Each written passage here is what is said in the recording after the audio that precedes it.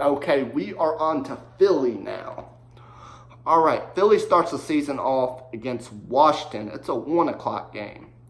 I am going to give them the W on that one.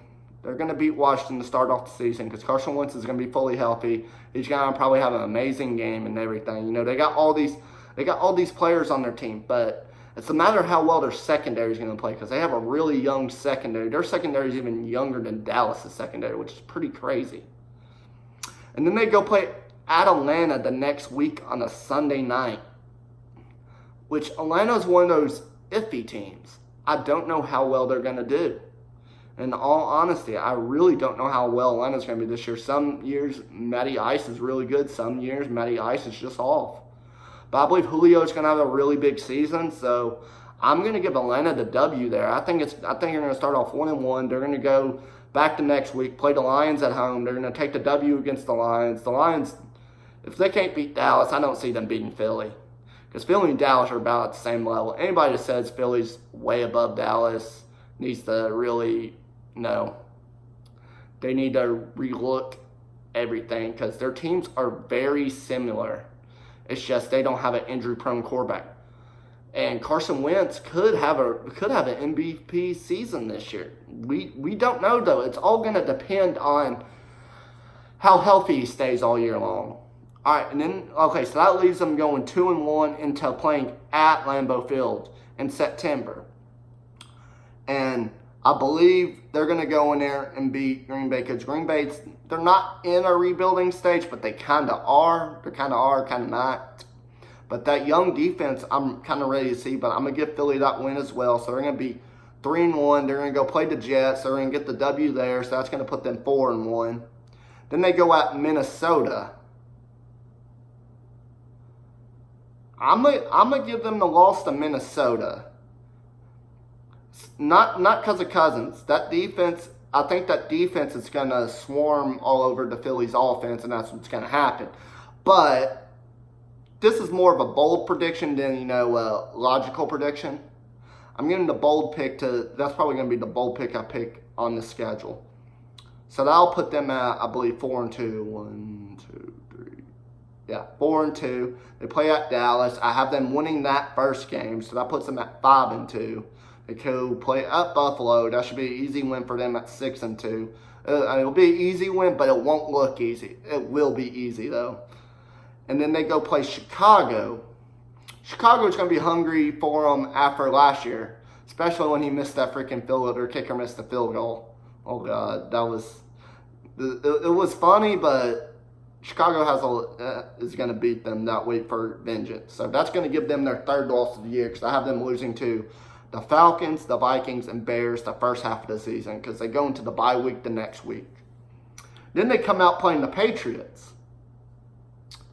And you know what? I'm going to ride with the Eagles on a W against the Patriots. And you're welcome, Eagles fans. I normally wouldn't do this. But I'm going to go with them beating the Patriots. The next week, they play a Sunday night game against Seattle. Seattle's going to come in and beat them, so that puts them at 4 losses. And then they're going to finish the season beating the Dolphins, beating the Giants, beating the Redskins, and then losing to the Cowboys. So I have them finishing 11-5, while I have Dallas also finishing 11-5. But I think there's going to be like 1 or 2 games that change a little bit through the season because, and especially you got to think about this with injuries and everything.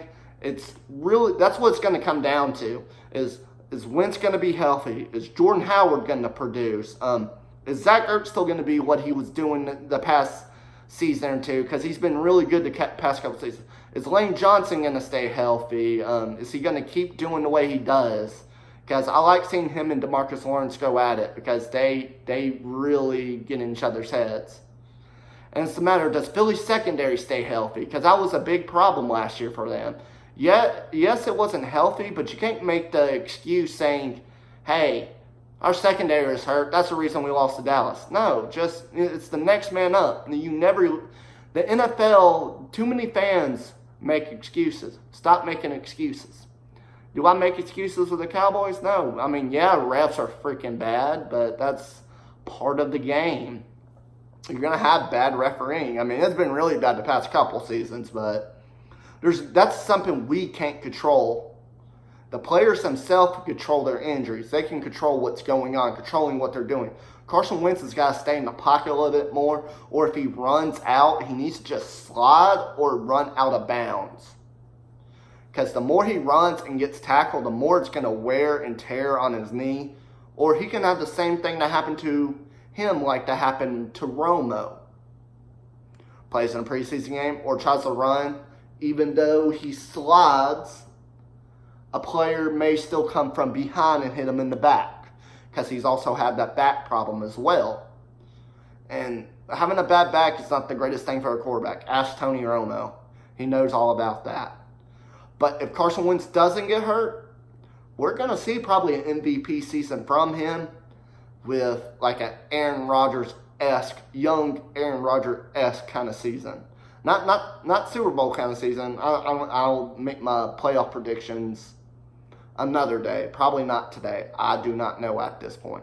But right now, I'm going to NFC East, making that, and then I'll show you the standings, how I got it going. Anyways, we're going to get on to the Redskins for my next video.